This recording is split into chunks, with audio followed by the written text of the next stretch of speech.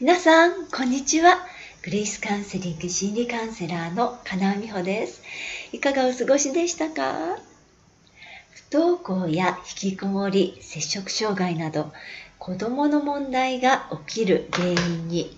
感情を失うという字を書く質感情症があります。質感情症とは、自分が自分の気持ちを感じられない状態、つまり感情がうまく機能していない状態を言うんです。でも何が原因で質感情症になってしまうんでしょう。質感情症は気持ちを抑え込むときに起こります。だけど感情をむき出しにして生きるというわけにはいかないですよね。仕事をしていれば嫌なことがあったり、気が合わない人がいる時でも、自分の気持ちを押し殺して一緒に働かなくてはいけません。ある父親は会社の上司に、あいつは感情的だと一度レッテルを貼られたら、もう出世はないからなと言われ、腹渡が煮えくり返る時でもぐっとこらえてやってきたと言いました。そう考えたら、毎日働く父親たちが質感情症になることは責められないことかもしれません。一日中自分の気持ちを抑えて、家に着いた途端、父親の感情が生き生きと蘇るということを要求するのはちょっと酷ですよね。でも、子供に問題が起きたとき、自分の感情とつながっていないなら、子供とも情緒的につながることはできないんです。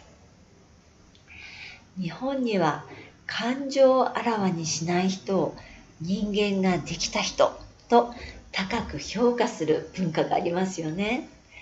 だから母親が専業主婦だったとしても、周囲とうまくやっていくには、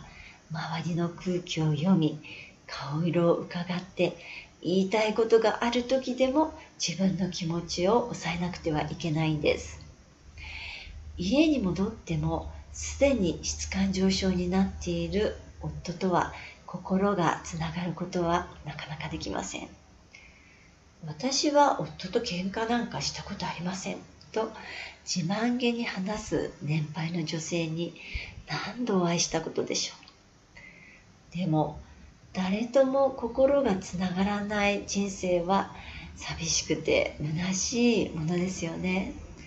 そんな時、子供だけが母親にとって心を許せる相手になるんです。本来子供というのはちょっとしたことで起こり、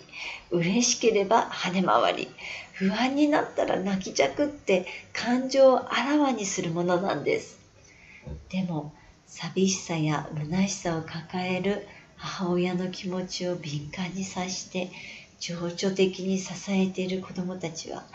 自分の感情を押し殺して聞き分けのいい子として生きるよりありません。でも子供が親を支えるという不自然な状態が続けば、問題が起こってくるのは当然ですよね。今までいい子だった我が子が突然不登校や引きこもりになれば、青天の霹靂として親はショックを受けます。感情を抑えるのはいいことだと信じてきた親にとって、何が子供の負担になってきたのか、何に子供が苛立っているのか、見当もつかないんです。もちろん感情を爆発させながら生きるのがいいわけではないですよね。でも自分が自分の感情とつながっていない状態では、本当の意味で自分の人生を生きることはできないんです。そういう点では子どもの問題は家族全員にすごく大事なことを伝えようとしているんです。でも子どもの側から自分の生き方や価値観の変革を強要されるような感覚は親にとって脅威でしかありません。だから親自身が一体何が起こっているのか、一体何を変える必要があるのかを理解するには、とっても丁寧に時間をかけて少しずつステップを踏んでいく必要があるんです。子どもの問題を通して家族全員の生き方が変わり、一人一人それぞれ自分らしい人生を幸せに生きるようになられた方はたくさんいらっしゃいます。さあ、今日の話、皆さんはどう思いましたか？悩みはあなたとあなたの家族がもっともっと幸せになるための贈り物。大丈夫。あなたにもできます。では。